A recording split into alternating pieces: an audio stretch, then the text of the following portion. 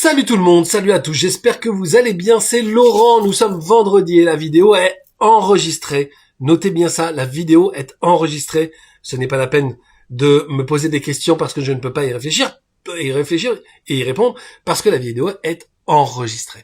Ok, cette vidéo c'est pour vous donner les exercices que vous allez faire pendant la période de Noël. Je vais vous rapprocher un peu, vous êtes bien loin. C'est pendant la période de Noël. Et comme je vous disais dans le précédent live, vous n'êtes pas obligé de faire tous les exercices. L'idée, c'est simplement que vous fassiez les exercices qui vous plaisent et que pendant toute cette période, de façon régulière, vous puissiez en faire 1 ou 2 par jour. Mais vous dites pas, oh là là, il y a 7 exercices, il faut faire 7 exercices tous les jours. Non, pas du tout. Il y a certains exercices que vous allez pouvoir faire chaque jour et d'autres exercices que vous allez faire d'autres fois quand vous aurez la possibilité, notamment le deuxième exercice qui est l'exercice de scan flash.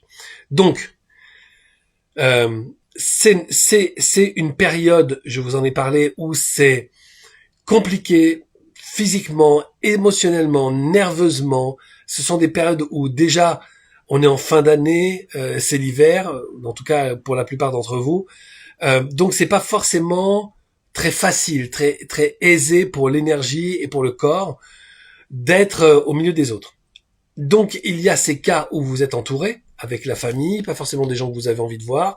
Bref, il y a beaucoup de choses qui brassent à l'intérieur du corps et donc c'est une occasion miraculeuse de travailler, de poser les exercices comme respiration dans le bassin, etc., etc. Mais c'est aussi possible que ce soit une période pendant laquelle il y a personne autour de vous et que vous vous sentez particulièrement soit esselé, soit abandonné, soit peu importe, mais c'est quand même une période où quand on est seul, c'est comme si c'était pas logique ou pas normal. Donc est-ce que ça vous l'assumez? Est-ce que vous l'assumez? Donc que vous soyez très entouré ou pas, ça va brasser. OK? Donc on se sert de ce mouvement énergétique des fêtes de fin d'année pour essayer de voir dans quelle mesure nous on est capable de rester tranquille, de continuer de travailler sereinement avec les autres. Ok? J'y vais pour les exercices. Donc le premier exercice est l'exercice de la respiration dans le bassin. On va revoir les bases à partir des situations de votre vie. Vous allez descendre dans la tranquillité. Il y aura 2 situations pendant lesquelles je vous demande de travailler. La première situation, c'est une situation tendue. Alors soit vous profitez de ces réunions de famille tendues pour descendre dans le bassin discrètement et prendre du recul, c'est-à-dire laisser chacun être qui il est. Et vous prenez du recul et vous regardez ça et vous êtes en paix.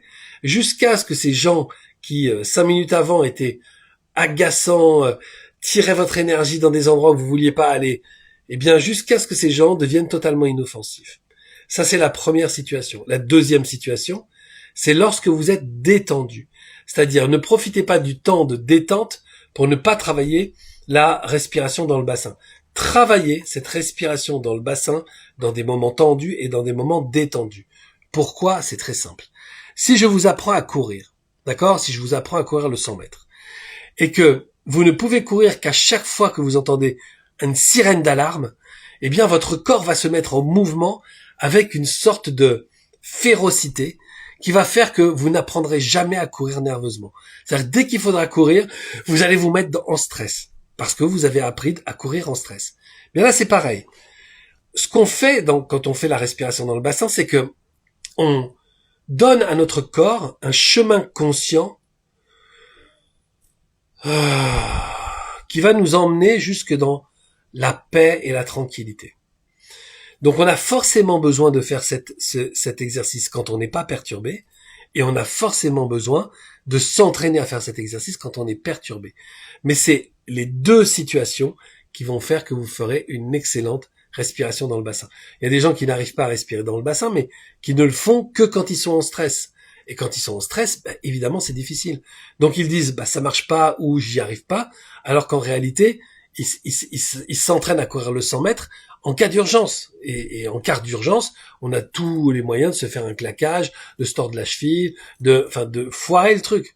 Donc là, quand vous êtes dans la tranquillité, consciemment vous redescendez votre énergie, vous la voyez s'installer dans votre bassin, et lorsque vous êtes dans une situation tendue au milieu des autres, plus discrètement,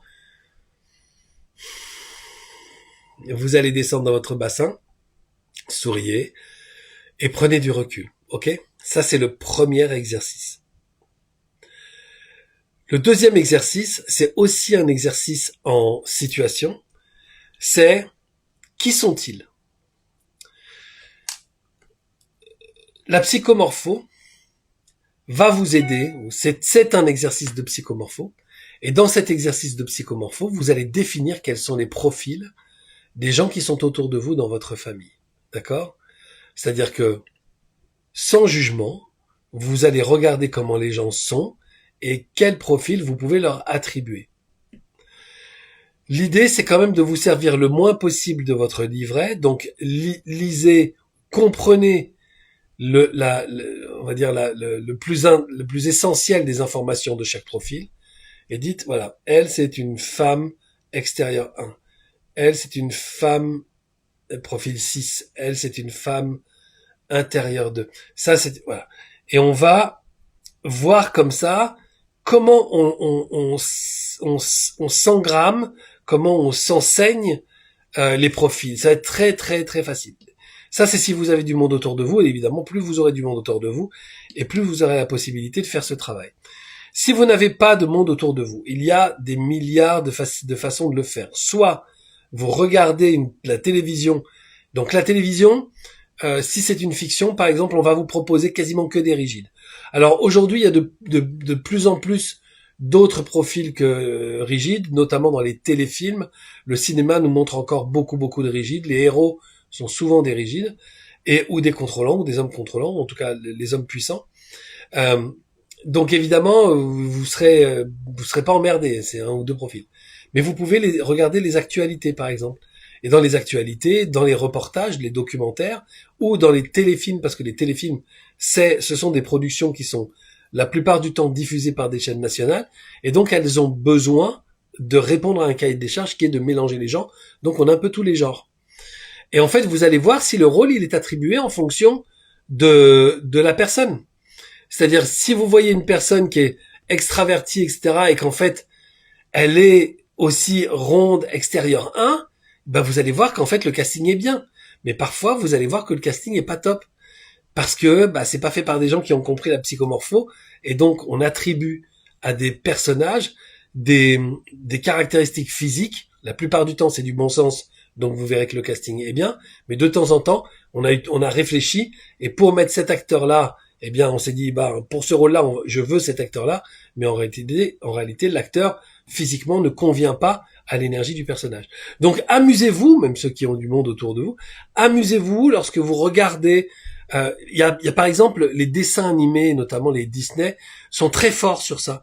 Ils sont très forts, c'est-à-dire qu'ils savent très bien adapter les personnages en fonction des profils psychomorphos. Donc, regardez ça, amusez-vous. Qui est quoi? Ça, c'est le deuxième exercice. Moi, je trouve que c'est quand même assez intéressant de le dire. En fait, Tata Jacqueline, c'est tel profil. Maman, c'est tel profil. Papa, c'est tel profil. Et parce que vous allez déterminer les profils et que vous allez les voir vivre, vous allez vous dire, putain, mais c'est incroyable, en fait, comme c'est quasiment écrit d'avance, quoi. Le truc, le profil type, il le réalise en live devant vous, quoi. Donc ça, c'est un exercice qui peut vous faire marrer. Donc je répète, numéro 1, respiration dans le bassin, période tendue, période détendue. Numéro 2, psychomorphologie, qui est quoi? Numéro 3, scan flash. Alors l'exercice de scan flash, vous l'avez déjà fait dans le premier week-end, c'est vraiment une question, une réponse. Alors si vous faites un scan flash, vous n'allez pas le faire en live, c'est-à-dire vous n'allez pas vous voir pour faire un scan flash. Vous allez faire un jeu, le jeu du scan flash, c'est que vous allez prendre votre téléphone, parce que si vous êtes sur un groupe aujourd'hui, vous êtes sur un groupe WhatsApp, ok? Donc vous allez aller dans votre groupe WhatsApp et les scanner, en tant que scanner, vous allez dire scan flash, donc scan flash en majuscule, et vous allez poser une question. Et vous envoyez. Dans ce cas, tous les autres ont pour mission de vous faire un scan flash en moins de 2 minutes. Donc vous devez pouvoir recevoir au moins un message s'il y a quelqu'un qui est connecté, évidemment, en moins de 2 minutes. Si vous êtes, je sais pas, par exemple, au volant de votre voiture, vous voyez scan flash, bon, si vous êtes sur l'autoroute, c'est pas la peine, mais si vous êtes dans les embouteillages, scan flash, vous vous dites, ah merde, vous vous arrêtez et vous répondez en moins de 2 minutes. Si vous êtes en train de faire la vaisselle, vous arrêtez ce que vous êtes en train de faire et vous répondez en moins de 2 minutes. En tant que scanner, vous avez aussi la possibilité de faire scan flash et de poser 2 questions. Le mieux, c'est quand même de poser des questions qui ont rien à voir. Une question sur le job, une question sur les enfants, ou une question sur l'appréhension de la soirée Noël ou mon état énergétique de maintenant, et un autre sur le sport. Donc 2 qui ont rien à voir. Et dans ce cas-là, vous n'avez pas 4 minutes, 2 fois 2 minutes, vous avez 3 minutes. Donc une question, 2 minutes pour répondre. 2 questions, 3 minutes pour répondre. Ce qui va faire que vous allez accélérer le mouvement intérieur pour pouvoir tout tenir en 3 minutes. Les scans flash, c'est pas des très longs débriefs. Les scans flash, ça peut être 3 phrases, 4 phrases. Le tout, c'est que vous disiez, en 2 minutes, le truc doit être terminé. 2 minutes, c'est long, hein, vous inquiétez pas. C'est vraiment pas un truc très compliqué, vous savez le faire. Pour 2 questions, 3 minutes, ça commence à être serré. Ok, ça commence à être serré. Mais vous savez le faire. Donc ça, c'est l'exercice numéro 3, scan flash 2 ou 3 minutes, selon qu'il y a une question, une réponse, 2 questions, 2 réponses. Ok ? Numéro 4, scan corps structuré, 20 minutes. Tunnel d'entrée, je dis ce que je vais faire, donc je vais aller voir ça et ça. Essayez d'aller voir au moins 7 points. Ensuite, je fais ce que j'ai dit, donc je vais voir là où j'ai dit, selon la Sainte Trinité, c'est-à-dire blocage, source du blocage, porte de sortie. Énergie cristallisée, source de l'énergie cristallisée, porte de sortie. La source de l'énergie cristallisée, c'est depuis quand j'ai envie de ça. L'énergie cristallisée, je rêve de faire ça. Source, depuis quand j'ai envie de faire ça. Porte de sortie, comment tu vas pouvoir le faire. Donc ça, c'est 20 minutes. Et ensuite, débrief des portes de sortie. Donc, en 20 minutes, vous faites tunnel d'entrée, transmission de minimum 7 portes de sortie selon la Sainte Trinité, et ensuite, débrief des portes de sortie. Donc, trouvez un moyen de vous rappeler les 7 portes de sortie, soit parce que vous avez délimité une trajectoire et en la refaisant, ça va vous revenir, soit parce que vous l'avez écrit noir sur blanc, et donc, quand il est l'heure c'est le moment de débriefer les portes de sortie, du coup, vous les avez sous les yeux parce que vous les avez notées. Bref, soyez efficaces. Ça, c'est 20 minutes. 20 minutes chacun, évidemment. Et ensuite, vous alternez, si c'est possible, si vous avez le temps. 5e exercice. Vous allez faire exactement la même chose en 30 minutes en ajoutant dans les 7 portes de sortie, une porte de sortie sur le champ informationnel. Vous allez chercher le symbole, les symboles qui tournent autour de cette personne, et vous allez aussi aller chercher l'enfant premier. Rappelez-vous de l'enfant premier, c'est la structure yin-yang avec lesquelles les gens sont arrivés, et l'enfant premier, c'est comment cet enfant, qui est vraiment on va dire la source de l'incarnation, la graine de l'incarnation, comment elle est arrivée et comment vous la voyez. Soit avec un costume qui se déchire partout, des locks, soit c'est une robe blanche, soit c'est autre chose, mais vous travaillez sur l'enfant premier. Ok ? Donc je répète, l'exercice scan corps structuré de 20 minutes, 7 portes de sortie, tunnel d'entrée, transmission, tunnel de sortie. Et vous pouvez rajouter 10 minutes pour aller chercher le champ informationnel et l'enfant premier. Donc ça fait des scans de 30 minutes. Ok ? Et après, vous inversez. Dernier exercice.